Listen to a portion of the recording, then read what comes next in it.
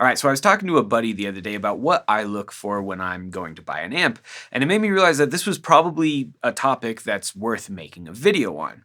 Then the further and further I went into trying to craft a video that would explain how I felt about these things and X, Y, and Z and all of my thought process, I realized that there's a ton of terminology out there that some of you may not have a definition for. So, long story longer, I decided to do two videos. This is the first video, which will be what to know before buying your first amp. And if you're watching this in about a week, you can go ahead and click here, and that will take you to the sequel to this video, which is what to look for when buying your second amp. And it will also talk about your second, your third, your fourth, and why do you need more amps and blah, blah, blah. I'll also make sure it's posted at the end of this video as well.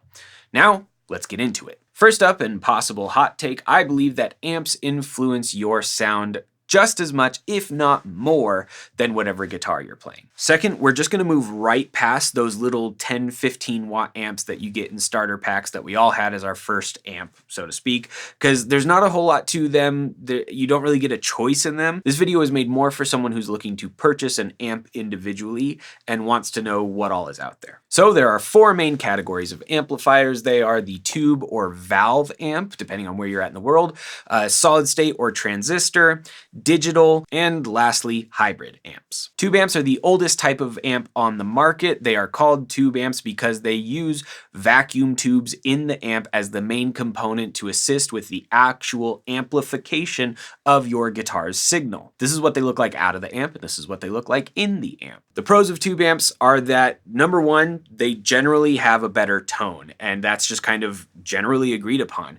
And that really can't be overstated on the pros list, because by every other account, solid state or digital amps are better. Like they function better, they're more reliable, and they are more durable. However, the sound that you get from a tube amp is so generally good that we can't get rid of them. People are still touring with them every single day, playing them every single day, and spending their hard-earned money on them every single day. The second pro of tube amps are that tube amps are generally perceived as louder than solid-state amps, meaning that a 40-watt tube amp sounds and feels louder to the listener than a solid-state amp, and this might be a little difficult to wrap your head around if you're a newer player, but what it basically means is because tubes kind of push this rich harmonic sound out of the amplifier, it sounds fuller and it sounds louder, even without giving that true decibel gain that you would get from actually being louder. The cons of a tube amp are that, generally speaking, when compared to solid state or digital amplifiers, they are heavier, they are more fragile, they are more expensive, and while they are perceived as being louder than solid state or digital amps, that tone is often overdriven or distorted, meaning that it has that kind of crunch to it in a lot of cases. Now, this is not the case in every single amplifier, and also it's important to understand that that overdriven sound is what most people like out of their tube amp. They like that richness, that harmonic richness that comes from that overdriven sound that you just can't seem to get exactly the same when playing through a solid state or a digital amplifier. Up next, we have solid state amps or transistor amps. They are called transistor amps because instead of tubes, they use transistors as the main element in the amplification process. The pros of solid state amps are that they are lighter, more durable, cheaper than tube amps, as well as they tend to be cleaner the louder that they get, meaning that they don't always have that overdriven quality that you get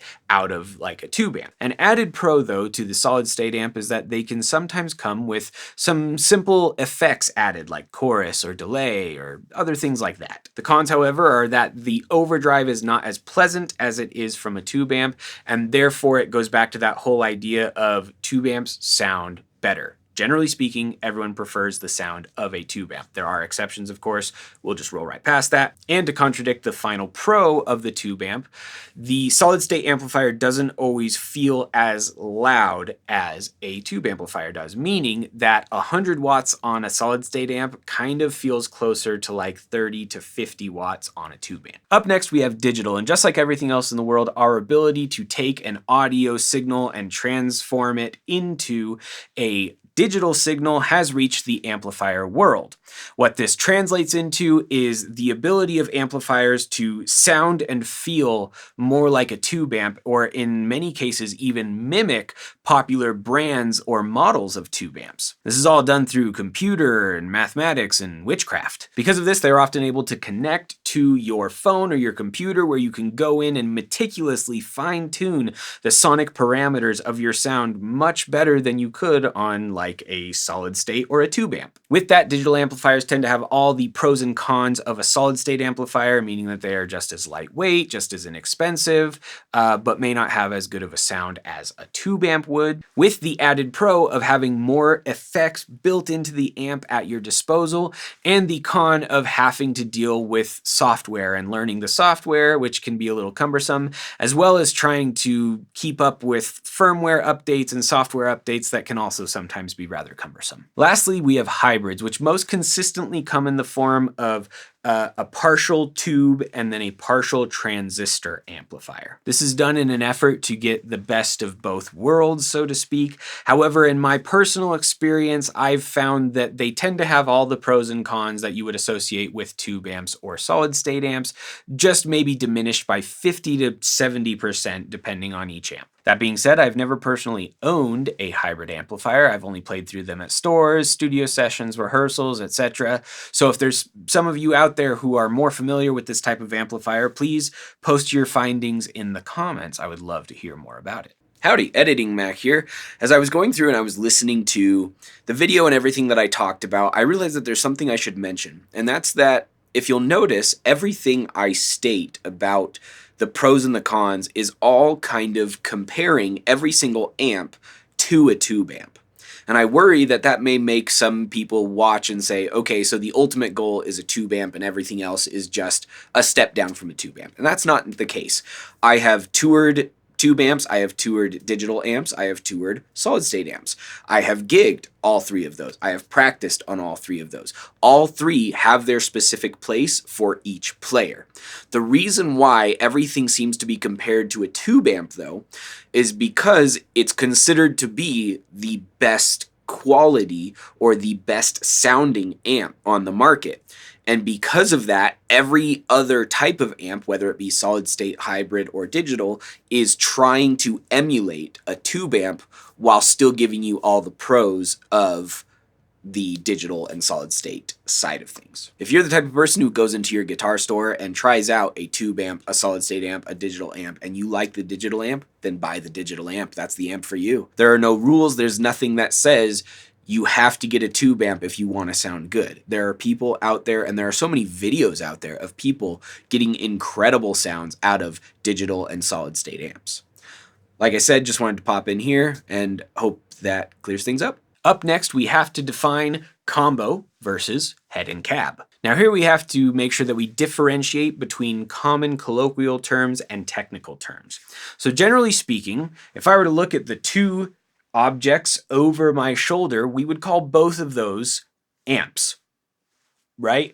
And even if we were to see something like this, we would also call that an amp. However, there's kind of two components to the colloquial amp that we talk about. Those two components are the actual amplifier and the speaker. The actual amplifier is the section that is actually responsible for taking your guitar's signal and boosting it, amplifying it so that it's loud enough, and coloring it using EQ and overdrive and all that sort of stuff, and then enables that signal and pushes it through to the speaker so that the speaker can then turn it into or transduce it into something that we can actually hear as the listener. A combo amp is an amp that has the amplifier and the speaker all in one nice, neat box. The head and cab configuration, which you can see two of them over my shoulder, mean that the head is the actual amplifier, meaning, again, the thing that houses the tubes or the transistors and takes your signal and amplifies it. And then the cab, the bottom piece, is what houses the speaker, and therefore your amplifier pushes the signal through to the speaker then transduces it into an audio signal that we can hear with our ears. The pros to a combo are that they are a nice, neat, all-in-one package, and when comparing the same model of amplifier in combo versus head and cab, the combo tends to be cheaper, just on the fact that it takes less materials because you don't have to build two separate boxes. Cons are that while they are a nice, neat, all-in-one package, when dealing with heavy, high wattages of tube amplifiers, they tend to be incredibly heavy. On top of that, they tend to report a shorter lifespan of the actual tubes in the amplifier if it is a tube amp, which of course are easy to replace, but it is a cost and an expense is therefore something that you should be thinking about when making a purchase. This is all because when the speaker is attached to the same box that the amplifier is attached to, it tends to rattle and vibrate more and therefore shakes those tubes. So with that, the head and cab configuration tends to have the opposite pros and cons of the combo configuration, meaning that while they're split into two pieces, each piece is lighter than the combo. When dealing with a tube amp, they also boast a longer tube lifespan because the tubes are separate from the constantly vibrating speaker.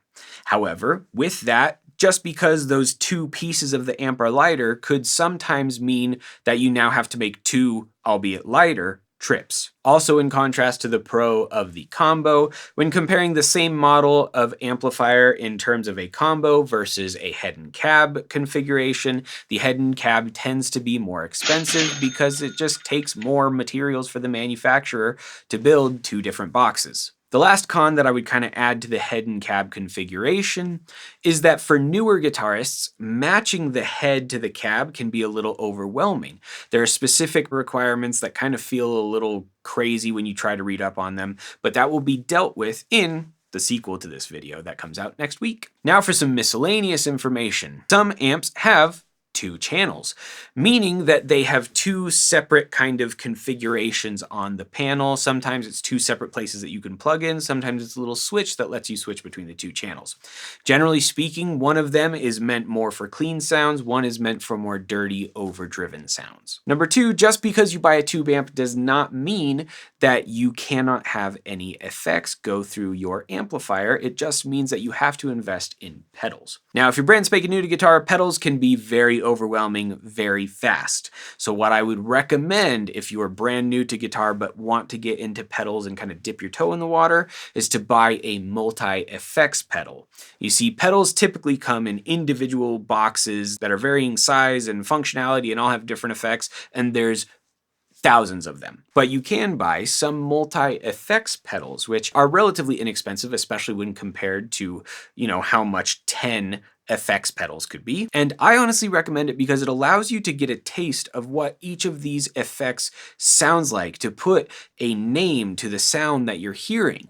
And therefore it allows you to then move into the realm of buying your own pedals with a little more confidence as far as what you're looking for and what you like and what you dislike. This was how I got introduced to pedals, is I bought a little multi-effects pedal first, and I learned what I liked, what I didn't like, and then when I started buying pedals, I was all the more wiser for what I liked and what I didn't like. Number three, I think it's important to note that the more circuit boards you introduce to your amplifier, the more difficult it can be to repair should something happen to your amplifier.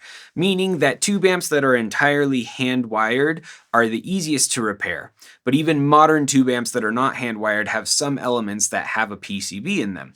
And in addition to that, digital and solid-state amps are almost entirely based on those PCBs. So it's something to consider as well, that if you're buying secondhand or something like that, you may run into more issues if it needs a repair. So if you're looking to purchase an amp, there are 5 points that I think you should consider. Number one, at what volume do you need this amplifier to operate? Do you need it to be able to keep up with drums, bass, guitars, other band type scenarios or gig type scenarios?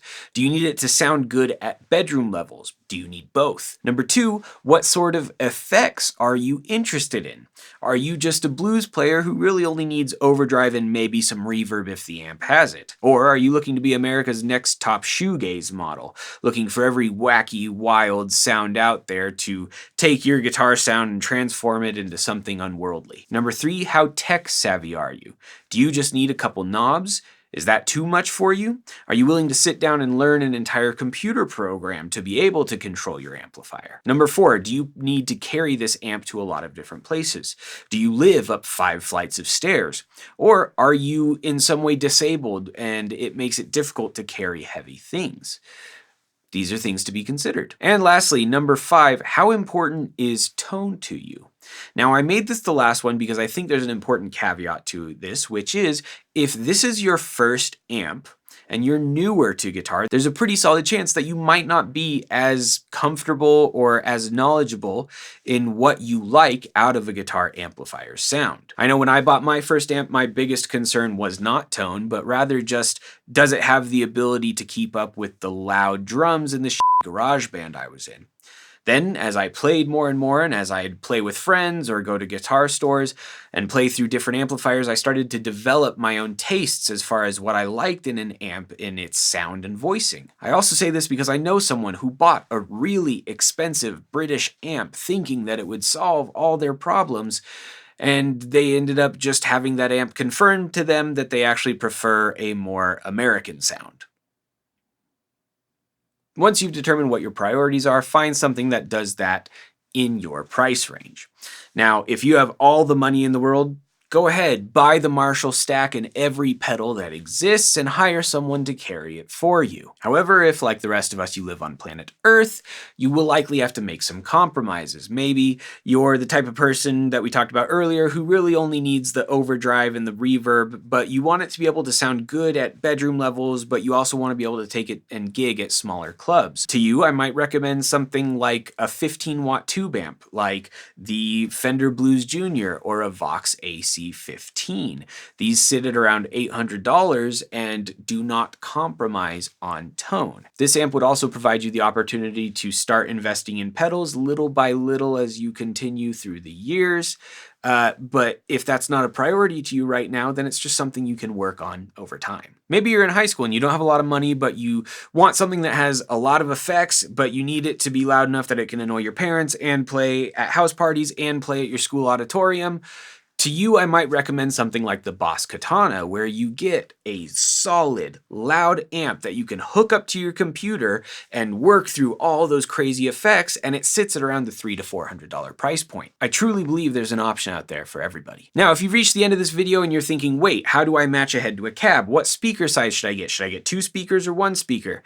Those are all things that will come about in next week's video, so stay tuned.